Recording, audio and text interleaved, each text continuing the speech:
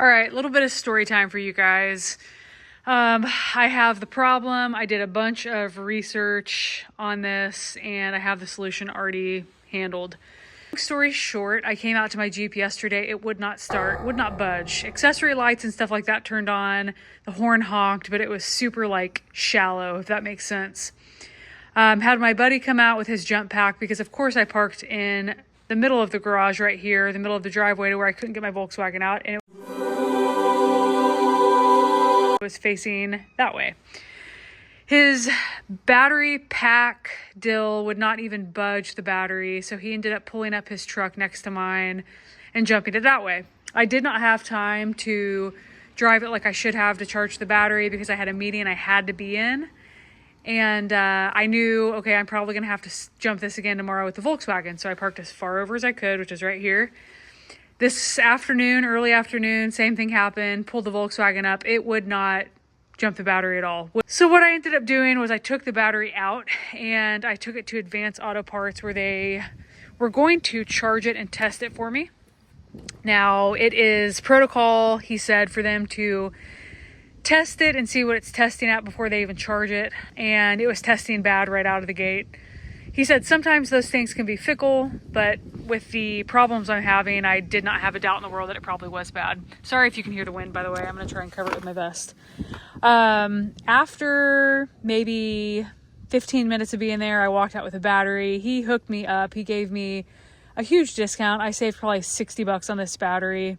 It is an H7, whereas an H6 was in the vehicle. This has 850 cold cranking amps. The other one had 650. So I knew I wanted this one because I wanted a better and bigger battery, just cause, but secondly, because I'm going to be bypassing the auxiliary battery altogether. I had very much so debated, gone back and forth, changed my mind 100 times as to whether or not I wanted to do this, and this is what I'm settling with. I know it is such a hot topic and a huge topic for debate, but you can either replace the aux and the main battery, which you do both at the same time because one's going to drain the other. You can test to see if your main battery is good and only replace your main battery. You can test to see if your battery is good and only replace the aux. There's just 100 ways to skin the cat. So what I ended up doing was replacing the main battery, which I needed to after verifying it was bad, and I'm not replacing or using the auxiliary battery. So what I ended up doing was yesterday, actually, I took the cable that goes from the auxiliary to the main negative terminal and I taped it off and I zip tied it out of the way. So the smaller terminal or the smaller cable right here is the one you want to get rid of, and the bigger one's the one that you want to keep. So if it's flip-flopped, figure it out. I had to end up taking this L-shaped plate off and moving this, which was right here on a post, to here and getting rid of the post. So 2021 and newer, it is over here on the post and you have to relocate it. The older ones, it's easy, stupid easy. You take it off the post and then you're done. So I covered it in electrical tape and I zip tied it out of the way so it's not going to hit any kind of ground. The positive, you don't do anything with that. I have seen, again, room for discussion, people relocate the positive terminal of the aux battery onto the positive part of this main battery. I did not see a reason for that after I'd read a lot of people explaining why they didn't either, and I thought, you know what, I agree with that, so I didn't do it. Second thing I did was I pulled number 42 fuse, which if you take this fuse box off, it's going to end up giving you a diagram of where everything's at. I googled it because these things confuse the crap out of me and I did not want to mess this one up. If you pull the wrong cable, you're just going to have issues, so just flip-flop them. It shouldn't be detrimental, but obviously, again, the thick cable is the one you want to keep on the battery. The thin cable is the one that you want to get rid of and tie off and tape off.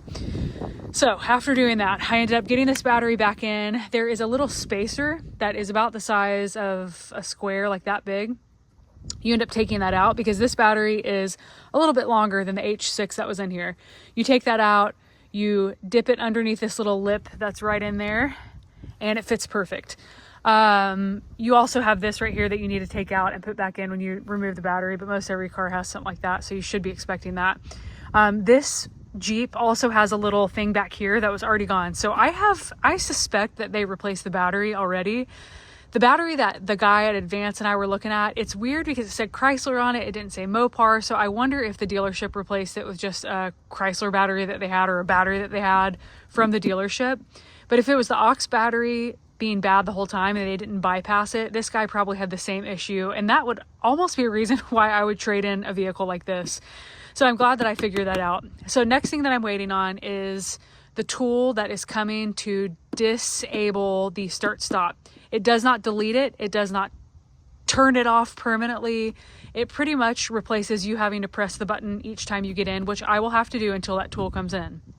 Now, there are J-scans, there are tasers. That was another hot topic.